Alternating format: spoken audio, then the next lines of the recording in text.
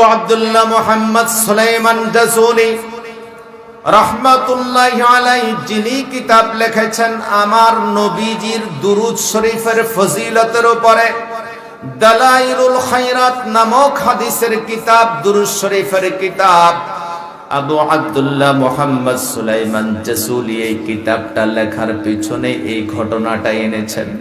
সুবহানাল্লাহ বলেন। মোট ৪২,০০০ ছাত্র এবং মুরিদদেরকে নিয়ে তিনি সফরে বের হলেন। যাইতে মরুভূমির মাঝখানে গেলেন। মাঝখানে যাওয়ার পর সেখানে যোহরের নামাজের সময় হইল। কিসের? একটু জোরে বলেন। নামাজ পড়তে কি লাগে? একটু জোরে বলেন। আসলে লাগেনি, শীতকালে মনে হয় লাগে না, ঠান্ডা পানি তো কথা কয় না, পানি ঠান্ডা না। আবু আব্দুল্লাহ মুহাম্মদ সুলাইমান জাজুলি রাহমাতুল্লাহি আলাইহি মরুভূমির মাঝখানে সাথে আছেন ৪২,০০০। সুবহানাল্লাহ। বিশাল কাফেলা। যোহরের নামাজের সময় হইল। যোহরের নামাজ পড়বেন, এই মুহূর্তে ওযুর প্রয়োজন। সুবহানাল্লাহ বলেন। ওযুর প্রয়োজন। ওযু করার জন্য কি লাগে? একটু জোরে বলেন। ওযুর জন্য পানি লাগে। ওযু করবেন, পানির ব্যবস্থা মরুভূমির মধ্যে নাই।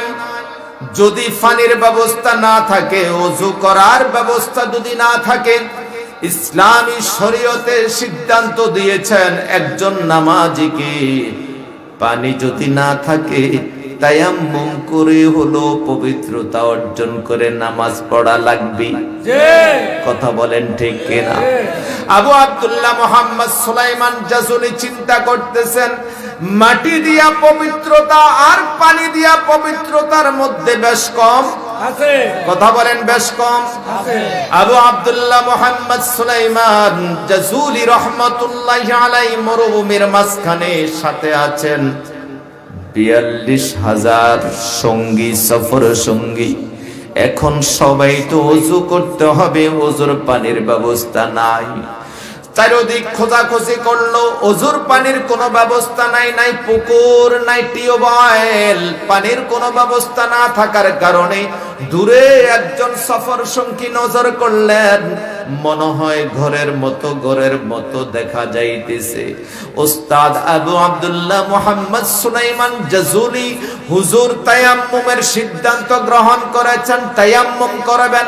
এমন সময় ওই ভক্ত মুরিদান ডাক দিয়া বলেন, ও আমার মুর্শিদ, ও আমার ওস্তাদ, একটু নজর করে সামনে দেখেন, মনে হয় যেন একটা ঘরের মতো দেখা যায়। চলেন একটু সামনে যায়া দেখি, ঘর যদি থাকে মানুষও আছে। কথা বলেন। যদি মানুষ থাকে সেখানে পানিও আছে। পানি ছাড়া মানুষ বাঁচতে পারে না, কারণ মানুষের জীবন পানির উপরে নির্ভরশীল। পানির অপর নাম হচ্ছে জীবন। কথা বলেন ঠিক কিনা? আবু আব্দুল্লাহ মুহাম্মদ সুলাইমান জাজুলি রাহমাতুল্লাহি আলাইহি ৪২,০০০ সফর সঙ্গীকে সঙ্গে করে সামনে যাচ্ছেন। যাইতে ওই ঘর পর্যন্ত গিয়েছেন। ঘরের মধ্যে, ঘরের কাছাকাছি যাইয়া দেখতেছেন ঘরের জানালার পাশে দিয়া ৭ কিংবা ৮ বছর বয়সের ছোট্ট একটা মেয়ে বসে বসে একবার জানালা বন্ধ করে আবার জানালাটা খোলে, আবার বন্ধ করে আবার খোলে। আবু আব্দুল্লাহ মুহাম্মদ সুলাইমান জাজুলি আস্তে আস্তে ওই ঘরের জানালা পর্যন্ত গেল। মেয়েটাকে সালাম দিল, আসসালামু আলাইকুম ওয়া রাহমাতুল্লাহ। মেয়েটাই বৃদ্ধ ব্যক্তিটার সালাম যখন শুনতে পেল, বুড়া মুরব্বীরা যদি ছোটদেরকে সালাম দেয়, এবার চিন্তাটা করেন তো, ছোট বাচ্চারা লজ্জা পায়। কথা বলেন ঠিক কিনা? মুরব্বীরা যদি ছোটদেরকে সালাম দেয়, ছোটরা কি পায়? লজ্জা পায়। একটু জোরে বলেন। লজ্জা পায়। কিন্তু বুড়া মুরব্বীরা ছোটদেরকে সালাম দেওয়ার উদ্দেশ্য হচ্ছে ছোটদেরকে সালামটা শিক্ষা দেওয়া। কথা বলেন ঠিক কি? মেয়েটা লাজুকতা অনুভব করলো, আস্তে আবার জানালাটা বন্ধ করে ফেললো। এই মুরব্বী আবার আমার কাছে কি চায় কিনা। সুবহানাল্লাহ বলেন। মেয়েটাকে আবার ডাক দেয়া বলতেছেন, এই ছোট মা তুমি জানালাটা খোলো, আমি তোমার সাথে একটু কথা বলবো। কয় কিসের কথা? কয় মাগো আমার সাথে সফর সঙ্গী হচ্ছে 42,000। আমরা জোহরের নামাজ আদায় করব, কিন্তু নামাজের সময় প্রায় শেষ, সবই প্রায় শেষ, আর অল্প কিছু সময় বাকি আছে। কয় তাহলে আপনারা নামাজ পড়বেন, সময় অল্প বাকি আছে, আমার কি করার আছে? আপনাদের নামাজ আপনারা পড়েন, আমার কি? সুবহানাল্লাহ বলেন। কত বছরের মেয়ে? 7-8 বছরের মেয়ে। ওই মেয়েকে আবু আব্দুল্লাহ মুহাম্মদ সুলাইমান জাযুলি রাহমাতুল্লাহি আলাইহি বলতেছেন, মা নামাজ পড়বো, নামাজের জন্য ওযুর প্রয়োজন, ওযু যদি করতে হয় পানির প্রয়োজন। ও মা তোমরা যখন এই ঘরের মধ্যে আছো, তোমাদের পাশে অবশ্যই পানির ব্যবস্থা আছে, পানি ছাড়া তো তোমরা এখানে থাকতে পারো না, আমাদের জন্য একটু পানির ব্যবস্থা করে দাও, আমরা ওযু করে নামাজটা আদায় করে নেই।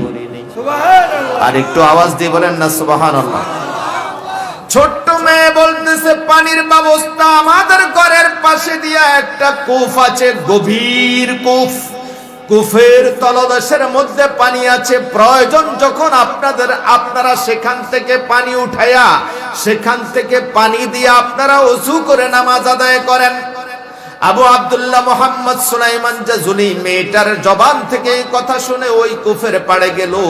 কূপের দিকে নজর করে দেখলো যে আহারে, এত কষ্ট করে পানির সন্ধানে আসলাম, পানিও পাইলাম, কিন্তু গভীর কূপের তলদেশে পানি, সেখান থেকে আমাদের মতো ব্যক্তিরা পানিও উঠাইতে পারবো না, ওযু করতে পারবো না। নিরুপায় হয়ে অল্প সময় বাকি আছে জোহরের নামাজের। আবু আব্দুল্লাহ মুহাম্মদ সুলাইমান জাযুলি ওই মেয়েটার কাছে আবার ফিরে আসছে, মা পানির ঠিকানা দিলা, কিন্তু পানি ব্যবহার করার মতো পরিবেশ পরিস্থিতি আমাদের নাই, আবার তোমার কাছে আসলাম। মাগো মা, তোমার ঘরে যদি বালতি এবং রশি থাকে, ওই বালতি এবং রশিটা দাও, বালতির মধ্যে রশি লাগাইয়া কূপের তলদেশে পালাইয়া পানি উঠাইয়া আমরা ওযু করব। মেয়েটা ডাক দেয়া বলতেছেন, মুরব্বি আপনি কে? আমরা চিনি না, আমি চিনি না, আপনার নামও জানি না, আপনি বারবার আমি এই ছোট্ট মেয়েটাকে বিরক্ত করতেছেন পানির জন্য, পানির জন্য, পানির জন্য, কিন্তু আমার কাছে এই মুহূর্তে আপনি বালতি চাইছেন, রশি চাইছেন। আমি মেয়ের ঘরের মধ্যে বালতিও নাই, রশিও নাই। সুবহানাল্লাহ বলেন। আবু আব্দুল্লাহ মুহাম্মদ সুলাইমান জাযুলি মেয়েটাকে ডাক দিয়া বলতেছেন, হে মা, তোমার ঘরের মধ্যে বালতি এবং রশি যদি না থাকে, তাহলে তোমাদের যখন পানির প্রয়োজন হয় তখন তোমরা কোত্থেকে পানি ব্যবহার করো? ওই মেয়েটা ডাক দিয়া বলতেছেন, যেই কূপ আপনি দেখে এসেছেন সেই কূপ থেকে আমরাও পানি ব্যবহার করি। কিভাবে পানি উঠাও? সেখানে নামা অসম্ভব, কেউ নামলে আর সেখান থেকে উঠতে পারবে না। মেয়েটাকে এই কথা যখন বলল, মেয়েটা বলতেছেন, আমার সেখান থেকে পানি আনতে বালতিও লাগে না, রশিও লাগে না, আমি একটা দোয়া জানি, একটা দোয়া জানি। সেই কূপের পাড়ে গিয়ে যখন দোয়াটা পড়ি, ওই কূপের মধ্যে ফুঁক দেই, কূপের তলদেশের পানিগুলো ওই দোয়ার বরকতে উপরের দিকে উঠে যায়। আল্লাহু আকবার বলেন। একটা দোয়া আমি জানি, যেই দোয়াটা পড়ে ওই কূপের মধ্যে ফুঁক দিলে কূপের তলদেশ থেকে পানিগুলো উপরে উঠে যায়। আবু আব্দুল্লাহ মুহাম্মদ সুলাইমান জাযুলি রাহমাতুল্লাহি আলাইহি স্তব্ধ হয়ে গেলেন। এত বড় আলেম হলাম, এত শিক্ষা অর্জন করলাম, কোরআনের আলেম, হাদিসের ইলম, ফিকহের ইলম, উসুলের ইলম, বালাগাতের ইলম, মানতিকের ইলম, ইলম অর্জন করার ক্ষেত্রে কাপ্রণ্য করি নাই। আমার কাছে যিনি শিখতে আসে, শিক্ষা অর্জন করে ওই ছাত্রটা আল্লাহর ওলিতে রূপান্তরিত হয়ে যায়। আমার সাথে সফর সঙ্গী হচ্ছে ৪২,০০০ সফর সঙ্গী, সবাই এক একজন আল্লাহর ওলি। এত লেখাপড়া করলাম, কোন দোয়াটা, যেই দোয়াটা পড়ে ওই কুফরের মধ্যে ফুঁক দিলে কুফরের তলদেশ থেকে পানি উপরের দিকে উঠে যায়, এই দোয়াটা এখনো পর্যন্ত আমি আবু আব্দুল্লাহ মোহাম্মদ সুলাইমান জাজুলি শিখতে পারি নাই। ছোট্ট মেয়ে যেটা শিখেছে আমি এখনো শিখতে পারিনি। সুবহানাল্লাহ বলে। আবু আব্দুল্লাহ মোহাম্মদ সুলাইমান জাজুলি রহমাতুল্লাহি আলাইহি মেয়েটার জবান থেকে কথা শুনে নিস্তব্ধ হয়ে গেলেন, আর কাকুতি মিনতি করে ডাক দিয়ে বলতেছেন, মা, যদি তুমি আমাদেরকে পানির ব্যবস্থা করে দিতে পারো, আমরা ওযু করে মোট ৪২,০০০ ব্যক্তি যোহরের নামাজ আদায় করব। তোমার বয়স মাত্র ৭ কিংবা ৮, তোমার উপরে এখনো শরীয়তের বিধান অর্পিত হয় নাই, তোমার উপরে এখনো নামাজ ফরজ হয় নাই। ও মা, এই ৪২,০০০ ব্যক্তি যোহরের নামাজ আদায় করে যে সওয়াবটা আমরা পাবো, সম পরিমাণ সওয়াব আমাদের পানির ব্যবস্থা করে দেওয়ার কারণে আল্লাহ তাআলা তোমার আমলনামায় দান করে দিবেন। মেয়েটা এবার খুশি না বেজার? একটু জোরে বলেন। আরে এত জনে নামাজ পড়বে, আমি পানির ব্যবস্থা করে দিব, আর এত জনের নামাজের সওয়াব আল্লাহ তাআলা আমার আমলনামায় দান করবেন। সুবহানাল্লাহ বলেন। আবু আব্দুল্লাহ মোহাম্মদ সুলাইমান জাজুলি রহমাতুল্লাহ আলাইহি জ্ঞানী ব্যক্তি, তো জ্ঞানের কথা, জ্ঞানী ব্যক্তির জ্ঞানী কথা বলেন, ঠিক কিনা? কথাটা যখন বলল, মেয়েটা খুশি হয়ে গেল। মেয়েটা ঘর থেকে বের হয়ে আসলো। এখন মুরব্বী আবু আব্দুল্লাহ মোহাম্মদ সুলাইমান জাজুলি রহমাতুল্লাহ আলাইহিকে সঙ্গে করে বলতেছেন, আমি সামনে যাই, আপনারা আমার পিছনে পিছনে কুফের পাড়ে আসেন। সুবহানাল্লাহ। ছোট মেয়ে আবু আব্দুল্লাহ মোহাম্মদ সুলাইমান জাজুলি রহমাতুল্লাহ আলাইহিকে সঙ্গে করে ওই কূপের পাড়ে গেলেন। কূপের পাড়ে গিয়ে নিজে নিজে দোয়াটা পড়েছেন। দোয়াটা পড়ে এইভাবে কোষ করেছেন, দুইটা হাত তুলে এইভাবে কোষ করে দোয়াটা পড়ে এই কোষের মধ্যে ফুঁক দিয়ে এইভাবে কুফের মধ্যে নিক্ষেপ করলেন। কুফের মধ্যে নিক্ষেপ করা দেরি, কুফের তলদেশে ওই দোয়ার বরকতে উপরের দিকে পানি উঠতে দেরি হয় না। বরফুর হয়ে গেল, মুখামুখি হয়ে গেল। আবু আব্দুল্লাহ মোহাম্মদ সুলাইমান জাজুলি রহমাতুল্লাহ আলাইহি সহ ৪২,০০০ তার সফর সঙ্গী সবাই আশ্চর্যান্বিত হয়ে গেল।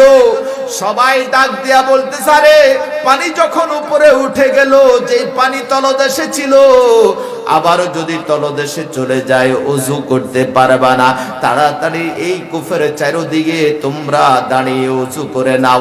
সবাই ওযু করে নিল, আবার পানির জায়গাতে পানি ফিরে গেল। আবু আব্দুল্লাহ মোহাম্মদ সুলাইমান জাজুলি রহমাতুল্লাহি আলাইহি এই ৪২,০০০ সফর সঙ্গীকে সঙ্গে করে যোহরের নামাজের নিয়ত বানলো। তারা তো এখন মুসাফির মুকিম নয়, মুসাফিরের জন্য ফরজ নামাজ ৪ রাকাতের পরিবর্তে ২ রাকাত। কয় রাকাত? আরো জোরে বলেন, কয় রাকাত?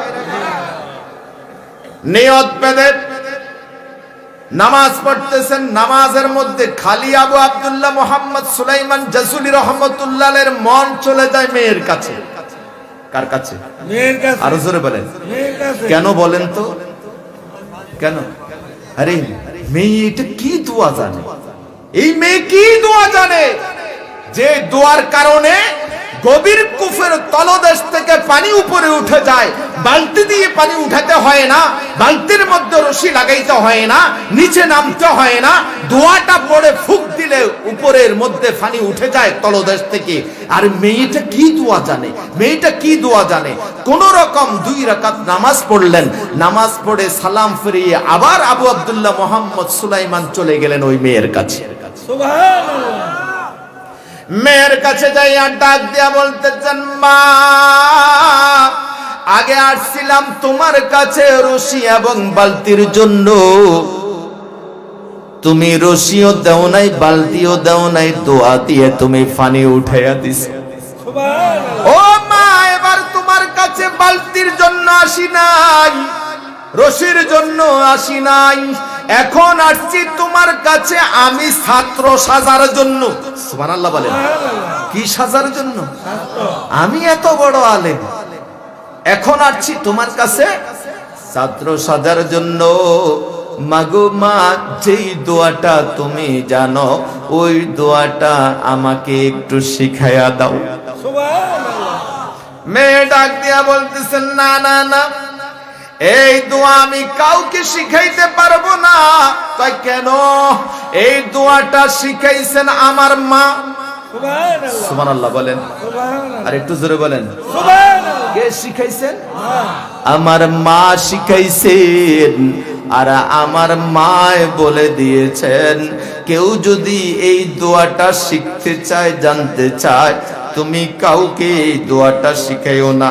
মাকে আবার মেয়েটা জিজ্ঞেস করলো, মা কাউ যদি শিখতে চায়, জানতে চায়, তাকে তো জানানো উচিত, শিখানো উচিত। আমি যদি তাকে না জানাই, তাকে যদি না শিখাই, তাহলে আমি তো বখিল হয়ে যাব। আল বাখিলু লা ইয়াদখুলুল জান্নাহ। আল্লাহর হাবিব তু জাহানের বাদশা নবীজি ঘোষণা করেছেন, বখিল কৃপণ ব্যক্তি কখনো জান্নাতে প্রবেশ করবে না। তাহলে আমি কি বখিল হব না? ওই মেয়েটা যখন এই কথা বলল, তার মেয়েটার মা ডাক দেয়া বলতেছেন, না মা, এই দোয়ার ফজিলত সবাই বুঝবে না, এই দোয়ার মর্যাদা সবাই বুঝবে না। যে ব্যক্তি এই দোয়ার ফজিলত এবং মর্যাদা বুঝবে, তুমি ওই ব্যক্তিকে এই দোয়াটা শিখাইও। সুবহানাল্লাহ। তাহলে কে বুঝবে? মেয়েটার মা ছোটবেলায় মেয়েটাকে বলে দিয়েছে, তোমার কাছে এমন একজন ব্যক্তি আসবে, যেই ব্যক্তির নাম হচ্ছে আবু আব্দুল্লাহ মুহাম্মদ সুলাইমান জাজুলি। ওই ব্যক্তি আয়েশা যদি তোমার কাছে দোয়াটা জানতে চায়, শিখতে চায়, তাহলে ওই ব্যক্তিটাকে তুমি দোয়াটা শিখাইয়া দিও। সুবহানাল্লাহ। মেয়েটা ডাক দিয়া বলতেছে, না বাবা, আমি আপনাকে শিখাইতে পারবো না। কেন? আমার মা নিষেধ করেছেন। তবে আমার মা বলেছেন, এমন একজন ব্যক্তি যদি আসে যার নাম হচ্ছে আবু আব্দুল্লাহ মুহাম্মদ সুলাইমান জাজুলি, সেই ব্যক্তি যদি তোমার কাছে আয়েশা, আমার কাছে আয়েশা যদি দোয়াটা জানতে চায়, তাহলে আমি তাকে শিখাইয়া দিতাম। আমার মা বলেছে। এখন ওই মুরব্বী বলতেছেন, তুমি কি আবু আব্দুল্লাহ মুহাম্মদ সুলাইমান জাজুলিকে চিনো? কথা বলতেছে কে?